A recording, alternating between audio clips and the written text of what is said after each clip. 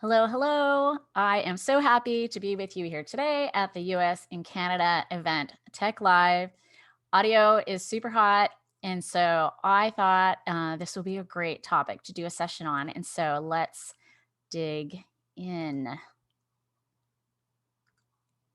Okay. So I had some notions, and then I have some examples too that I'm going to share at the end of organizations that are in fact doing this. And I really think that our online, our in person, and our hybrid events can have an audio complement, which will do many things. The greatest of which is to drive registration and um, increase sponsorship activity and revenue potentially. And so it's something that is just emerging and growing and growing. And so we all should be able to use them for our events. All right, real quickly, who am I? I'm many things. I'm curious, insightful, optimistic, and then within that, I'm all of these things. And actually, they could be shuffled around. The writer and podcaster in me could also be under the curious. I am definitely curious about lots of things. Optimistic. I'm an optimistic event professional. I'm optimistic that we're going to come out of this past year stronger than ever. And I hope you are too. I'm an adventure sports fan as well, and I love my 49ers. All right. I really like this quote from Daniel Pink as I was thinking about audio and how and why it's so appealing. And so I want to read this real quick. Human beings have an innate inner drive to be autonomous, self-determined, and connected to one another. And when that drive's liberated, people achieve more and live richer lives. And I truly think it's the connections that come from audio that there's just something pretty intimate about just being in someone's ear, right? And having these conversations with people without having to worry about what we look like and, anything except what the words are that are being said. And so I think that therefore this is a great supplement, if you will, to your events. We're going to cover what this audio boom is in general, and then specifically about podcasting and what's being called now social audio. We're going to talk about Twitter and Clubhouse primarily. All right, so boom. Really, I think audio can add dimension and depth to your events. In terms of dimension, like I have a podcast it's audio first, right? Because it's a podcast. That's the nature of it. But I also do a live show every other episode to add dimension to the show, to also walk the walk because I'm a marketer and video on social media platforms is, something that we should be involved with. But now I also think that we're probably going to add a little social audio dimension to our show as well. There's so much that you can do. I really think, so podcasts are obviously the original audio star, and that is not going to change. It can continue to gain listeners. People who are older are listening more and more, and I'll have some stats on that. So that, and I think there are opportunities there that we'll talk through that where you can tie in a podcast to your events, which you'll see will not just be event related, right? It'll end up being year round. Social audio really gives us access to new people. It is something that you can focus in on your specific people, your registrants, your community, if you will. But because of the nature of how Clubhouse and Twitter Spaces works, you are going to be exposed to people that you might not get exposed to otherwise. And then perhaps your attendance increases. Wouldn't that be amazing? And then I think that there's unlimited things that you could do with sponsorship. Just to touch on a few ideas, I think you, again, in leading up to your event, you can have sponsors co-moderate a session with you. You can have them be a guest. You can have them just be there.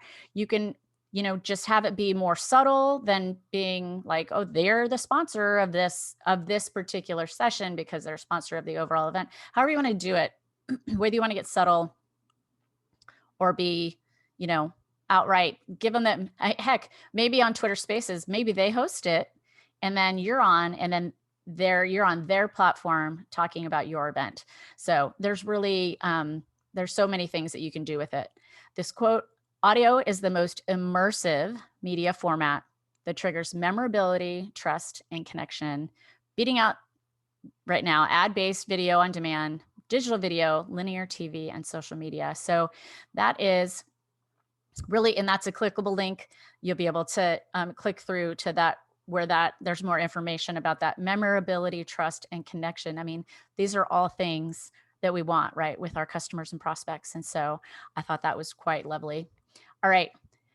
Amir Hirsch has declared 2021 the year of the ear. This stat shows you that from the year 2000 to 2021, we've gone from 2% to 62% of people 12 or older listening. The question was, have you listened to online audio in the last week? This does include radio, but all online, all internet based. 62% of the people that they surveyed had. So that's an estimated 176 million. It's incredible. So again, audio in general, just continue to emerge. And so it's where you should really be. Podcast listenership is actually becoming more diverse, and I have a little stat on that later. DEI should be important to all of us, right? Social audio, it's really the new frontier because consuming it is so flexible. Quick story, I was in a clubhouse once, actually this has happened a few times, where I started on a walk, I ate dinner, I did my dishes, I took a shower, and then I sat down, and then I was able to get involved with the conversation. But it was such a good conversation that I didn't want to. Actually, I talked when I was on my walk too, now that I think of it.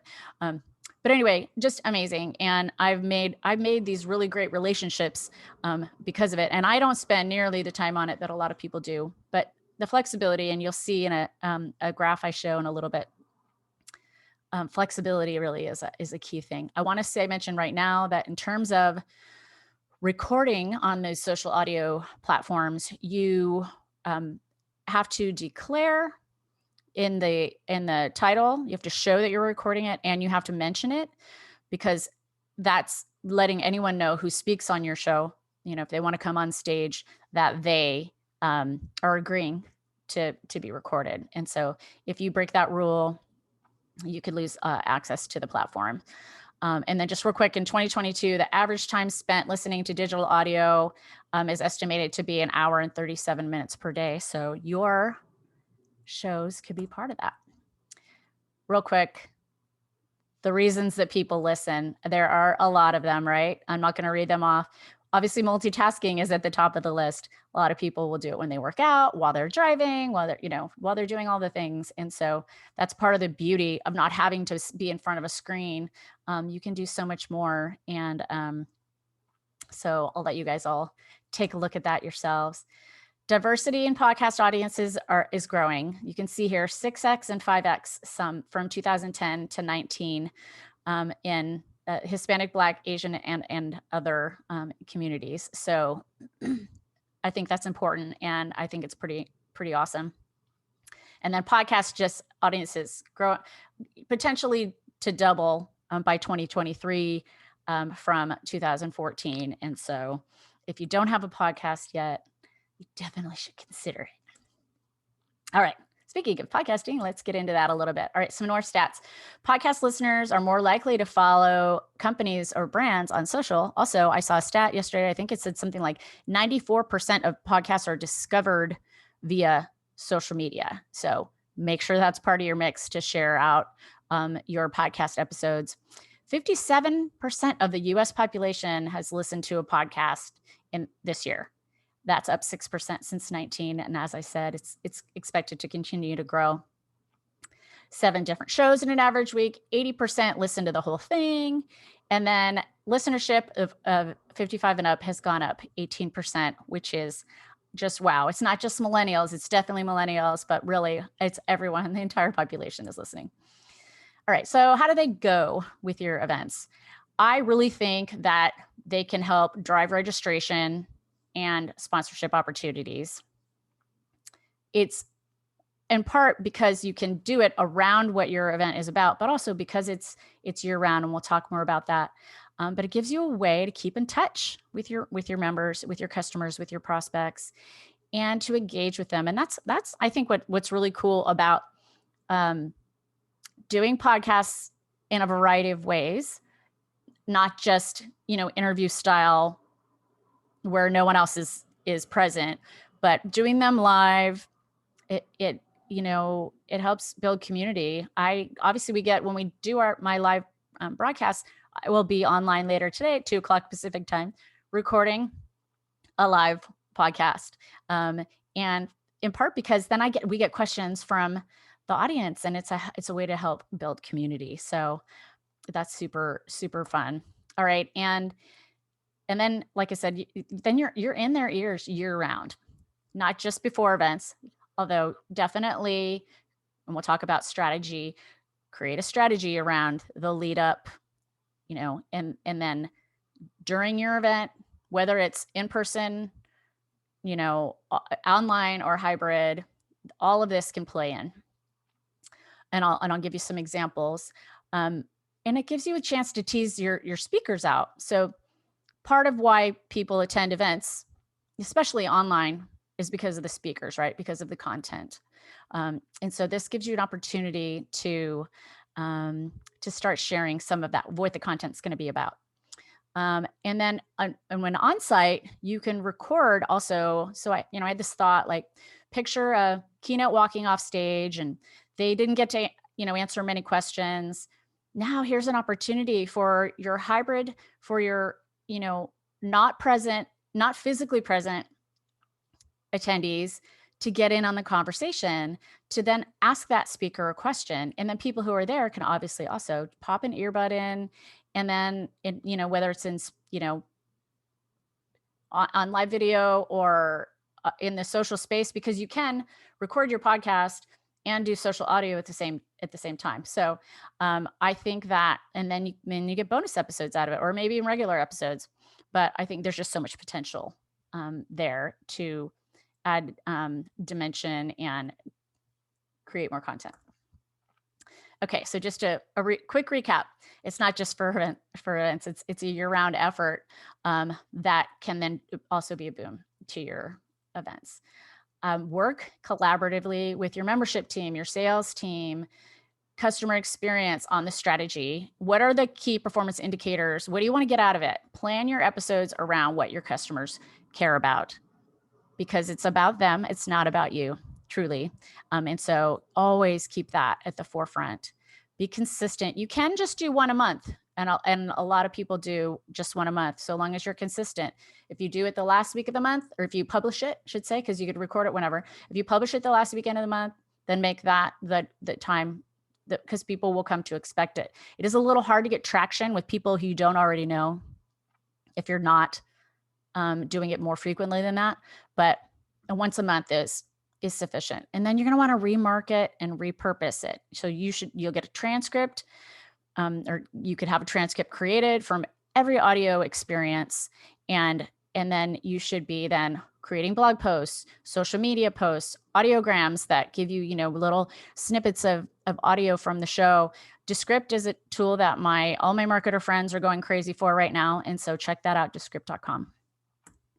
All right, social audio, I have to say right now it is mobile only, although Twitter is, right now you can listen to Twitter Spaces on desktop, or they're rolling it out anyway. Some people can, and but you can't speak. So that is something to consider, but they are rolling it out. Everything's in beta. Beta, for those of you who don't know, basically is a way for technology companies to allow their customers and potential customers to test it out in a much more real world environment than if they were just testing it internally. And so they're constantly going to be adding new features and be rolling things out slowly to certain people first, so that everyone doesn't break it all at once, and that kind of thing. So continue to look for regular updates. I am a nerd that reads the release notes when I open Clubhouse and it pops up. I'm like, yeah, I want to know what's the latest. All right, so we talked Clubhouse first. This is the quote first social audio platform. Not that audio didn't exist on any other platforms before, but no one was really doing audio like this sort of conference call on steroids, you know? And so really it's a place for conversation, and you can schedule and host rooms. They're called rooms, and anyone can drop in. You can have private rooms, but generally speaking, you're going to have, you know, you have a public room. Brands are not the forefront. You cannot be a member of Clubhouse as a brand, only as a person. But clubs, you can create a club like our friends, Juno Event Technology, Juno, they have a club and they're doing a weekly show, which I think is very cool. And that enables you to get your brand, you know, visibility. And then you can, members of your team can schedule the rooms. And that's really going to help with your discoverability, having a club. You can just host a room without a club, actually, absolutely. But people will search on keywords and topics, and then clubs will come up based on that. And so that's how you're going to get discovered. And then you can actually hold events on Clubhouse. I have a friend who did 3 sessions. He had panels, he had a keynote, and it went great. It was awesome. So they can be the event or they can be the supplement. Okay, so moderator, speaker, listener, these are the 3 roles. If you scheduled the room, you're the main moderator, but anyone who you bring on stage as a speaker can be made a moderator, and moderators then all have equal control in terms of bringing other people on stage, muting people. There's, you know, different things. It helps to have multiple moderators if you can do it for those reasons, because it can get, because it's running the room and having to do all that at the same time can be a challenge sometimes. So yeah, and then so anyone can raise their hand in Clubhouse and ask to be a speaker. And so then you accept them, bring them on stage. You can ask them if they want to be brought on stage, or listeners can ask to be brought on stage. And then yeah, everyone else is a listener. Everyone has a bio. You can fill out a bio, and in that you can link to a Twitter account and an Instagram account. And those are the only clickable links. And so a lot of people are then getting activity on these other platforms and getting DMs from people they've connected with there. Which is super interesting. Okay, I know this is a lot, but I'm going to go through it real quick. I just wanted to give you an idea, if you haven't seen it yet, what the deal is. So the first image on the left is in the hallway. The hallway is where all the rooms that are going will show, but of course they can't serve you up every room because there's thousands and thousands of rooms going at the same time. So it'll show you rooms of people that you're following and topics you're interested in. You will see things you're not interested in too, and you can teach the algorithm to not show you those kinds of rooms anymore. So that's that. And then I clicked into a room, and that is what you're seeing with the 9 images. Gary is the one that's speaking, and then everyone else is on mute. That's sort of the protocol, the manners is to stay on mute unless you're talking. If you want to leave, just hit that leave quietly button. You'll still be on the platform, just not in that room anymore. You'll be back in the hallway. If it's really interesting and you want to add someone to the room, click that plus button, and then you can invite other people in, whether they're online or not. If they have notifications on, then they'll get a notification. And so that's helpful. And that little hand is how you ask to get on stage. Now, this next image, I clicked start a room, and this is what you see. So you can have one be open for anyone in the world. Social is just people you're connected to. You can have one be closed, or if you've been given access within a club, like that's my Making a Marketer club, then you can start a room inside a club. And then I clicked on add a topic, and this pop up here is what came up. And then I added Clubhouse to complement events as the topic title. And that's what would come up as the name, as the topic of the room, and then would be made available to anyone who wanted to come in. You click let's go, and you're off to the races. So, okay, now on to Twitter Spaces. Audio on an established platform, really, because Twitter's been around a real long time and most brands already have a presence, unlike Clubhouse, where you can't even interact as a brand, and people have had to sort of build. It's incredible, and people are doing business from it, and it's awesome, but you can't, not being able to be there as a brand and having to build from scratch is like can be problematic, I think, for some people. So Twitter Spaces is also obviously a place for conversations where anyone can drop in. Typically, there it's going to only be if they are already following you, or because that's, and when I show you, you'll see you wouldn't see that they're online unless someone shares it. So people who are going to join it or who have joined it can tweet out that they're in your room, and so that's a nice way for people to get new exposure also to your brand. And it's easier to show sentiment. I didn't mention it in Clubhouse. If you agree, if you're on stage and you agree with something, you can tap the mic and to flash it, and that's kind of like clapping. But in Twitter, they have these emojis, and so you click that, and then it goes on your face. And anyone, you don't have to be on stage. Anyone can show a reaction. Unlike on Clubhouse, that workaround is there. You have to be on stage to be able to do that. The downside is that scheduling is slowly rolling out now. There has not been any scheduling yet in Twitter Spaces up to now. So I haven't seen it yet personally, but I know I have some friends who have. So it's coming. That's obviously going to be the biggest thing that to make this move past Clubhouse in a lot of ways in terms of like a preferred place to have an audio space. All right, so in terms of the roles here, same idea, just a little bit different. Not a moderator, but a host. And right now you can only have one host. So it's a little bit challenging, and you can only have a max of 10 speakers on stage at a time. So depending on what your topic is, depending on what's going on, you might have to, remove people from the stage or just ask them, once you're done having your question answered or whatever, if you could move yourself back to the audience, that would be lovely. And actually, both the spaces have a max listener of 5K. I know there's some workarounds for that, but I'll just leave that at that in interest of time. All right. Speaking of time, we're running out of it. All right. So again, this is a lot. I just wanted to show you, you hit the little quill button, which, instead of just clicking it to post a tweet, you hold it down, and then you get 3 button options. Click the purple button. Then you see your space, you enter a title, and then you just click start your space. And then at the top of, and this is again on mobile only right now, you'll see these purple buttons across the top. And that's how you know, okay, these people are in spaces.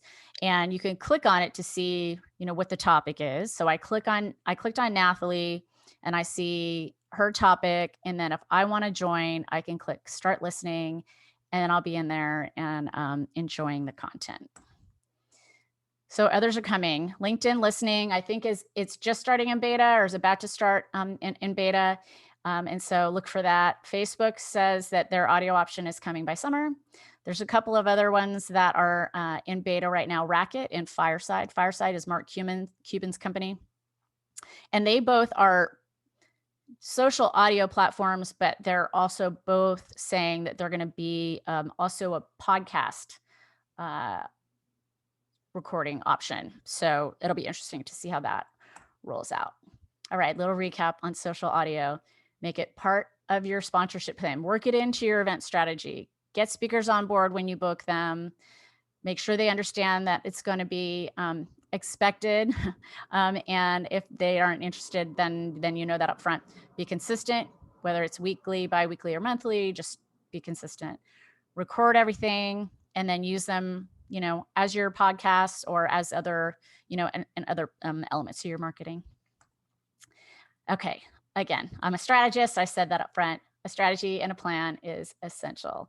Map out what you want to accomplish with your podcasts and your social audio. Collaborate with your team, and then create a plan and a roadmap for how to get there. And then tweak, iterate. It'll get better. My podcast has had 75% of the downloads in the last 2 years, compared to the first 2 years. So it can take some time, but it's definitely worth it. And especially if you're, reusing, and then, each year, try new stuff. And it doesn't have to be each year. It could be with each episode, but try some things out, see if they work. And then if they don't, then you tweak. Real quick proof of concept. Salesforce is using social audio for their networking after events, which I found super interesting. BC Tech Summit has been doing the whole podcast on site thing. Of course, I would expect a tech organization to be ahead of the curve. So it's happening. Social Fresh is a social media conference that I attend, and they are doing shows every Friday, not overtly trying to sell their show, but are having their guests or their speakers on. And so that is super interesting. And the bio of the founder and owner of the event, of course, shares the information about the conference. And then my friend Mike McAllen helped the AAPD annual conference create a podcast. And so that's year round, but in association with their annual conference also. All right, some resources for you. Podcasting for Associations, that's Mike's business. Check it out. And there's some statistics and different articles and stuff to, if you have any interest in learning about these other platforms that are coming on board. I did say I'm a podcaster, making a marketer. We're closing down season 4. I'm recording second last episode of the season today. And then I'm going to have Melissa Majors on for our final episode of the season. I'm so excited. She's amazing. And then if you didn't know, I hosted the first 18 episodes of the Inside Events podcast by Swapcard. And so if my voice sounds familiar, that might be why. All right, that's it. We have time for maybe 1 or 2 questions. Thank you so much. Again, you could scan that QR code and get access to this deck right away. And you can find me on these platforms. I actually got my name on Twitter, Clubhouse, and LinkedIn. Those are the only platforms that I have my own name in the actual way that I spell it. But I really hope you enjoyed and got a little bit out of this. Please reach out to me if you need anything at all. I'd love to join a room with you or a space with you. And if you, and maybe you want to be on my podcast, let me know. Thanks, y'all.